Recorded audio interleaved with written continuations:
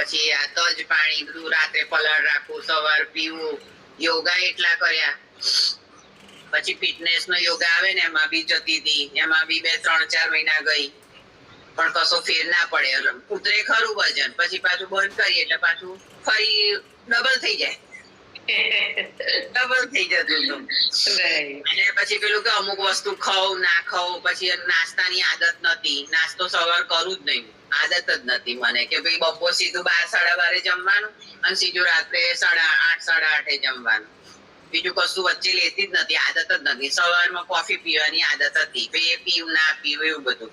એટલે કોઈ આમાં આયા પછી એક વસ્તુ એ છે કે તમારું ટાઈમ ડિસિપ્લિન બહુ મજા આવે એમ, કે તમને એમ ખબર પડે કે ભાઈ ટાઈમ ડિસિપ્લિન રાખવું બહુ જરૂરી છે જિંદગીમાં.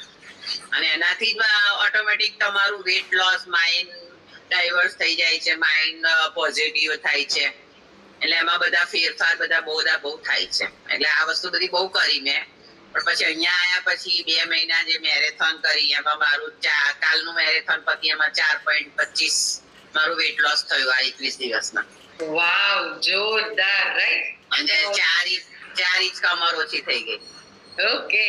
તો ગીતાબેન, તમે કીધું કે પહેલા બી ઘણી બધી ટ્રાય કરી હતી, ફેટ લોસ બી વેટ લોસ થતું હતું, પણ ક્યારે એવું પોસિબલ થયું કે આટલા ઇંચ લોસ થયા હોય? ના, એવું ક્યારેય નતું થતું. કમરમાં ફેર જ નતો પડતો. ઉપરથી 38 ની 40 થઈ ગઈ હતી. રાઈટ. તો જો આપણે કે ને કે બધાની જેમ આપણે કરીએ તો ખરા, રિઝલ્ટ મળે પણ ખરા, પણ મેન્ટેન નથી રહેતું.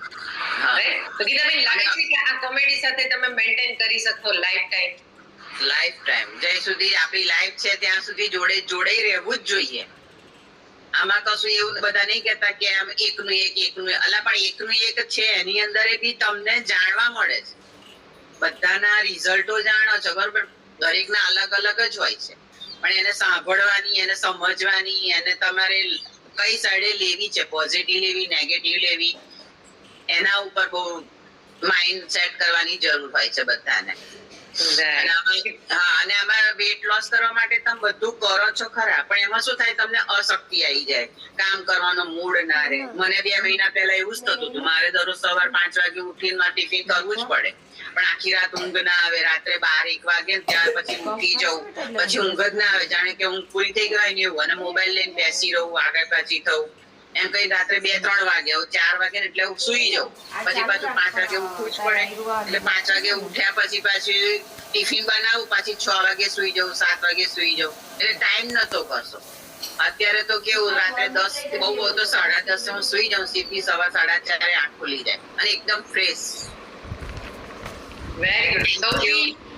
સૌથી મજા આ છે કે ઉઠ્યા પછી આપણું બોડી ફ્રેશ ફીલ કરે. આપણે જલ્દી એટલું એનર્જેટિક બોલી શકીએ. બાકી તો હવે જાણો થોડી એનર્જી આવવા દો, રાઈટ? આવું કહેતા હોય, પણ આ સ્માઈલ પણ ન હોય.